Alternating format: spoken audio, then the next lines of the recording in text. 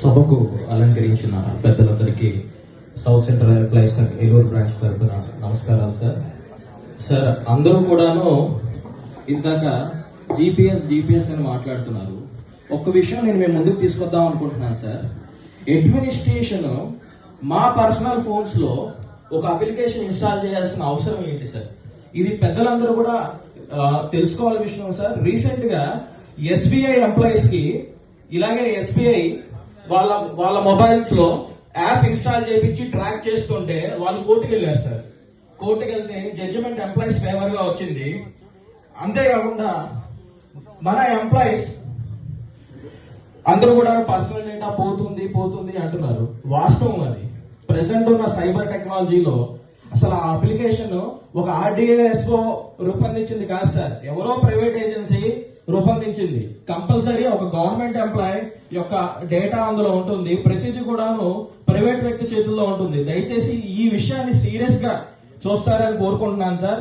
తర్వాత sir mostly track maintainers యొక్క సమస్యలు చాలా మంది సెక్రటరీలు చెప్పారు సార్. నేను కూడాను ఇనిషియల్ గా ట్రాక్ మెయింటైనర్ గా అపాయింట్ అయ్యాను సార్. నాకు 20 ఇయర్స్ ఏజ్ లో I was appointed as a track maintainer. ఆ వయసులో ట్రాక్ మ్యాన్ ఉద్యోగం చేయడం అంటే వాస్తవానికి చాలా కష్టం సార్. ప్యాకింగ్ చేస్తూ ఉంటే చేతులకి బొబ్బలు వచ్చేసి పగిలిపోతూ ఉండేవి సార్. చాలా కష్టపడ్డాం. కానీ ఇప్పటికీ కూడాను అదే వ్యవస్థ ఉంది సార్. ఏ టెక్నాలజీ రాలేదు. టెక్నాలజీ ఏమో ఇలాంటి అప్లికేషన్ డిజైన్ లో పెడుతుంది రైల్వే. ఒక ప్యాకింగ్ చేసే సిస్టమ్ రూపొందించలేకపోయింది. అంతేకాకుండా ప్రతిదీ hard work related work sir. ఈ హార్డ్ వర్క్ ని మ్యాన్ పవర్ ఉండదు సార్. మ్యాన్ పవర్ ఉండదు. ఇద్దరు చేసే పని ఒకరితో చేస్తూ ఉంటారు. దానికి తగ్గట్టు ఎలవెన్సెస్ కూడా ఏమీ ఉండవు సార్. దయచేసి అంతేకాకుండా సార్ పెట్రోలింగ్ చేస్తూ ఉంటాడు sir track maintainer. Night single గా వెళ్తూ ఉంటాడు. చీకట్లోనూ ఏ విధమైన సపోర్ట్ లేకుండాను with weight more than 20 kgs బరువు మోసుకుంటూ వెళ్తూ ఉంటాడు సార్. ట్రాక్ మీద సింగిల్ గా ఇలా ఫ్లోరింగ్ లాగా ఉండదు సార్. ట్రాక్ కంకరాల మధ్య ఉంటుంది. ఆ కంకరాల మధ్య ప్రతిరోజు తిరగాలంటే చాలా ఇబ్బందికరంగా ఉంటుంది. కాళ్ళు కూడా పోయే సందర్భం ఉంటుంది సార్. వాళ్ళకి ఏదన్నా ఈ పీసీలో 8th పే కమిషన్ లో పెట్రోలింగ్ డ్యూటీ చేసే వ్యక్తులకి సపరేట్ గా ఏదైనా అలవెన్స్ ని రూపొందిస్తారని కోరుకుంటున్నాను సార్.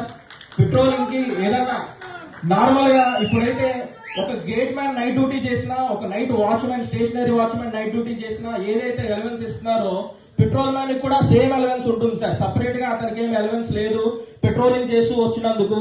దయచేసి మా యొక్క రిక్వెస్ట్ ఏంటంటే sir, track maintainer patrolling duty చేస్తున్నప్పుడు అతనికి స్పెషల్ అలవెన్స్ ఇవ్వాలని నేను కోరుకుంటున్నాను సార్. దయచేసి దీన్ని మీరు సాధిస్తారని మాకు తెలుసు సార్. మీ నోటీస్ కి తీసుకొస్తున్నాను సార్. ఇంకో విషయం సార్, చాలా మంది ఆర్టిజన్ స్టాఫ్ ఉన్నారు సార్. పీవేలో ఆర్టిజన్ స్టాఫ్ ట్రాక్ మెయింటైనర్ తో సమానంగా పనిచేస్తారు సార్. వాళ్ళకి ఏ విధమైన రిస్క్ అలవెన్స్ లేదు sir. Risk and hardship allowance దయచేసి నెక్స్ట్ పీసీలో అయినా సరే ఆ రిస్క్ అండ్ హార్డ్షిప్ అలవెన్స్ వచ్చేలాగా మీరు ప్రయత్నిస్తారని కోరుతున్నాను సార్. ఆల్రెడీ మీరు చాలా వరకు ప్రయత్నించారు సార్.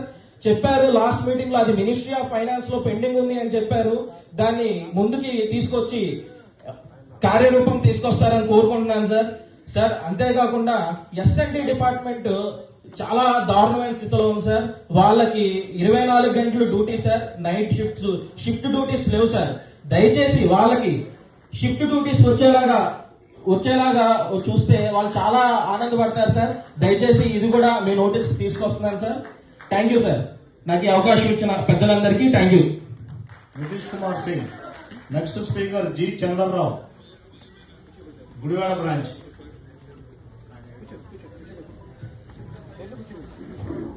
नमस्कार सर, मैं नितेश कुमार सिंह, नांदेड़ डिवीजन ट्रैक